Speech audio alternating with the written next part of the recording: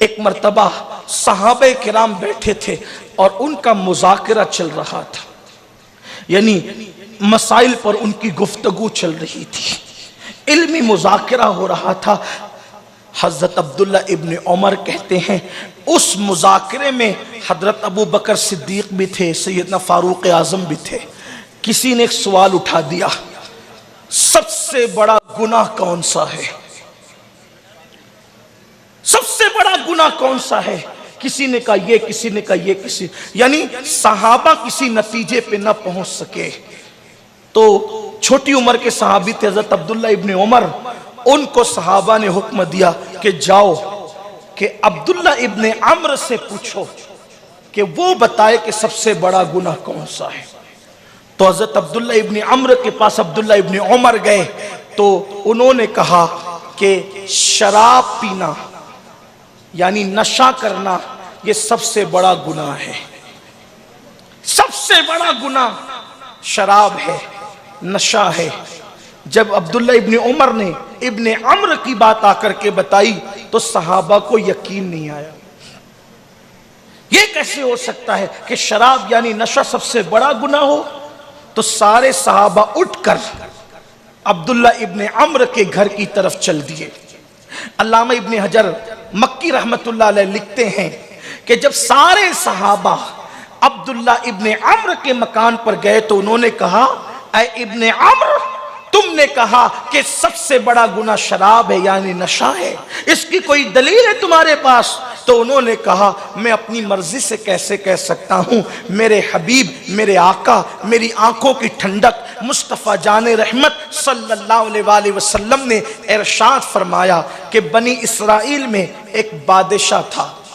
देखो दलील अब वो पेश कर रहे हैं आकाए करीम रऊफ और रहीम सल्लल्लाहु अलैहि वसल्लम की हदीस मुबारक से। अल्लाह के हबीब अलैहिस्सलाम गैब दा नबी सल्लल्लाहु अलैहि वसल्लम ने फरमाया, बनी इसराइल में एक बादशाह था, उसने एक नेक आदमी को पकड़ लिया और पकड़ने के बाद उसने कहा, या तो सूअर का गोश्त खा, खिंजीर का सूअर का गोश्त खा, या फिर ये बंदा जो खड़ा है इसको कत्ल कर, या फिर ज़िना कर।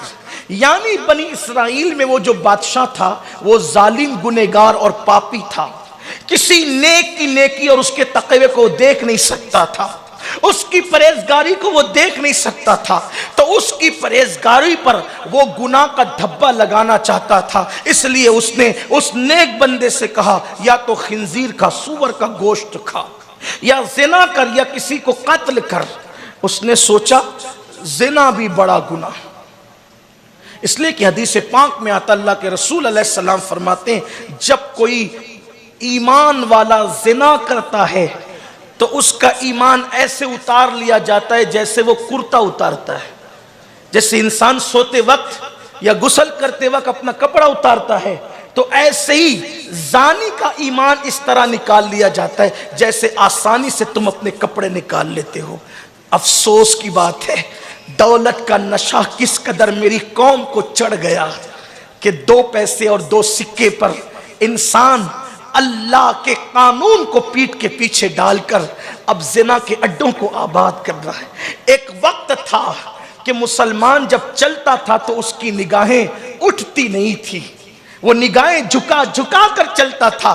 आज थोड़ी सी दौलत आई, जवानी थोड़ी सी मिल गई, जवानी की ताकत मिल गई, तो आज मेरी कौम किस कदर अल्लाह की नाफरमान हो गई। याद रखना, अल्लाह की नाफरमानी करने वालों, मौत की तलवार अपने सरों पे लटक रही है और बहुत जल्दी से रूह का रिश्ता जिस्म से ये तलवार काट देगी। गुनाह करने वालों को कब तक मोहलत है? अल्लाह ने जिंदगी गुनाह के लिए नहीं, अल्लाह ने जिंदगी आखिरत की तैयारी के लिए दी है। गुनाह करके इंसान लज्जत तो पा सकता है, गुनाह करके इंसान अल्लाह की बारगाह में कभी इज्जत नहीं पा सकता। उम्मुल मोमिनीन अम्मा आयशा सिद्दीक़ा रज़ियल्लाहु ताला अन्हा फरमाती हैं कि बंदा अगर 7 कमरों में छुपकर ताले लगाकर गुनाह करे, अल्लाह तबारक व ताला फिर भी उसके गुनाह को जाहिर करेगा और उसको जलील कर देगा। छुप छुप के गुनाह करने वालों, कब तक छुप छुप के गुनाह करोगे? अपने जैसे इंसानों से तो छुपते हो, क्या अपने अल्लाह से भी छुप सकते हो? क्या अपने खुदा से भी छुप सकते हो? जानियों की रोजी कुदरत घटा देती है। लोग आलमी मंदी का रोना रो रहे हैं, आलमी मंदी की असबाब जाने, लेकिन हमें जो समझ में आता है कि जिना जितना बढ़ता जाएगा उतनी ही मंदी बढ़ती जाएगी। अगर मंदी पे कंट्रोल करना है, जिना का खात्मा करो, मंदी का खात्मा खुद ब खुद हो जाएगा। क्योंकि अल्लाह के रसूल ने फरमाया, जिना से रोजी घटती है, जिना से रोजी घटाई जाती है, जिना से उम्र घटाई जाती है। ये जो रोजियां घट रही है, या तो कोई जिना कर रहा है, और वही जिना नहीं है जिससे लोग जिना की आखिरी मंजिल समझते हैं। अल्लाह के रसूल अलैहिस्सलाम के फरमान का मफहूम है, आंख भी जिना करती है, आंख भी जिना करती है। आंख का जिना यह है कि वो किसी औरत के हुस्न को बदनीयती के साथ तके। मेरी ज़बान हया यहां खामोश है कि मेरी कौम ने चेहरे पे खूबसूरत दाढ़ियां रखने की कोशिश तो की, खूबसूरत टोपियां भी सरों पे आ गई, लेकिन क्या अल्लाह के खौफ वाला दिल भी खूबसूरत बनाने की कोशिश की गई है? हमारे साथ तो हाजी साहब, नमाजी साहब और पता नहीं कितने कितने टाइटल है, लेकिन क्या हमारी आंखों पर भी कंट्रोल है? आंख भी जिना करती है। अल्लाह के रसूल अलैहिस्सलाम ने फरमाया आंख भी जिना करती है। और मेरे आका अलैहिस्सलात व तस्लीम फरमाते हैं, जो आंख किसी औरत का हुस्न तकती है, क़यामत के दिन उस आंख में जहन्नम की आग की सलाखें डाली जाएगी। जो कौम प्यास के नन्हे नन्हे जर्रात को बर्दाश्त न कर सके, बीवी बहन बेटी कभी प्यास काटती है तो वो प्यास के हल्के हल्के जर्रात आंख में जाते तो आंखें रोने लगती। हम जब प्यास के नन्हे जर्रात को बर्दाश्त नहीं कर सकते, आंखें इतनी कमजोर है, तो जब किसी के हुस्न को तकने के एवज में, ये जो सीरियलों में औरतों को तकते बैठते हो आधा आधा पौन घंटे तक, 3-3 घंटे फिल्में हम देखते हैं, जरा सोचे तो सही ना, जब आंखों में आग भरी जाएगी और आग की सलाख, ये कोई खतीब कहता तो आप उसका मजाक उड़ा सकते थे, ये खतीब साहब इतना न डराइएगा, लेकिन ये किसी खतीब ने नहीं कहा है। जाने खिताबत मुस्तफ़ा जाने रहमत ने कहा, जाने ईमान मुस्तफ़ा, रहम तो करो अपने आप पर, रहम तो करो। कितना नाजुक है इंसान। एक बुजुर्ग रो रहे थे, किसी ने पूछा क्यों रो रहे हो? कहा अल्लाह के अजाब को सोचकर, अगर अल्लाह मुझे गर्म पानी में डुबाने का अजाब देता तो मैं वो भी बर्दाश्त नहीं कर पाता। मैं सोच रहा हूं, अल्लाह अगर गर्म पानी में मुझे डुबाने का अजाब देता मैं वो भी बर्दाश्त नहीं कर पाता, तो आग के अजाब में अल्लाह मुझे डुबाएगा, मैं कैसे बर्दाश्त करूं?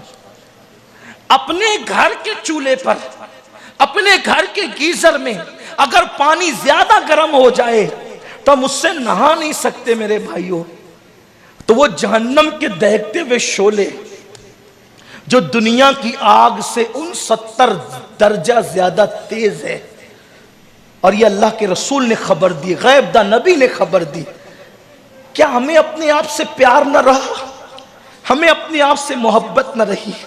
गुनाह करते हैं, माथे पर शिकन भी नहीं है कि हम गुनहगार हैं। अल्लामा शरफुद्दीन यहिया मुनीरी रहमतुल्लाह अलैह कहते हैं, एक अल्लाह के वली जब नींद से उठते थे तो पहले 6 आईना देखते थे, आईने में अपना चेहरा देखते थे। लोग कहते हैं नींद से उठकर ही चेहरा क्यों देखते हैं? फरमाते हैं मुझे डर लगता है कहीं नींद में मेरा चेहरा बदल तो नहीं दिया मेरे गुनाहों के सबब अल्लाह ने। वो नेकी करके अल्लाह से इतना डरते थे। औलिया की कैफियत ये, एक वली तो ये दुआ करते थे, ए अल्लाह मुझे वहां मौत देना जहां मेरा कोई पहचानने वाला ना रहे, कोई जान पहचान वाला ना रहे, मुझे वहां मौत देना। लोगों ने कहा यह भी कोई दुआ है, यह भी कोई मुनाजात है? कि वहां मौत देना जहां कोई मुझे जानने पहचानने वाला न रहे। कहा ये मुनाजात क्यों करते? फरमाते हैं मुझे डर लगता है कि जब मुझे दफन किया जाएगा तो कब्र मेरे गुनाहों की वजह से मुझे कबूल न करेगी, तो सोचता हूं कि मौत वहां आए जहां मुझे कोई पहचानने वाला ना रहे, ताकि अगर कोई कब्र ने कबूल नहीं भी किया तो लोग कहेंगे कि लावारिस मैयत थी कबूल न किया, पहचान के वाले रहेंगे तो लोग कहेंगे फुला की कब्र ने फुला को कबूल न किया। और वो वली कौन है बताए? सिन्ने बुलोग के बाद से कभी उनकी तहज्जुद भी फौत न हुई। वो लोग ये तमन्ना करते हैं, हमारा क्या? मैं सही सोचता हूं कौन सा गुनाह है जो अपनी जिंदगी में नहीं है। तो बहरहाल गुफ्तगू दूर ना निकले, वक्त पे गुफ्तगू समेट भी लेनी है। तो उस नेक बंदे को अब्दुल्ला इब्ने अम्र कहते हैं कि बादशाह ने कहा या जिना करो। उसने सोचा जिना बहुत बड़ा गुनाह है, जिना नहीं करना। सुअर खा ले, का सुअर भी नहीं खा सकते, ये भी तो अच्छी बात नहीं, हराम है सुअर। फिर कहा कि कत्ल करो, किसी को बेगुनाह कत्ल करने वाले के लिए भी है कि उस पे जन्नत की खुशबू भी हराम है। बेगुनाह तो किसी काफिर को भी कत्ल नहीं कर सकते। तो कहा या फिर शराब पी लो। उसको लगा कि ये आसान है। अल्लाह के रसूल अलैहिस्सलाम का फरमान इब्ने अम्र सुना रहे हैं कि उस बंदे को, उस नेक बंदे को लगा कि ज़िना मुश्किल, सुअर का गोश्त भी अच्छी चीज नहीं, कत्ल भी अच्छी चीज नहीं, शराब भी पी लेते हैं। उसने शराब पिया और जब शराब पिया तो नशा हुआ, नशा हुआ तो जिना भी किया, सुअर भी खाया और कत्ल भी किया। तो इब्ने अम्र कहते बताओ कि एक गुनाह की वजह से इतने सारे गुनाह हुए। ये जो नशा आम किया जा रहा है ना, इसीलिए बड़े भयानक नताइज हैं जिना नशे के, बहुत भयानक। मेरी कौम का कोई इसका अंदाजा नहीं है।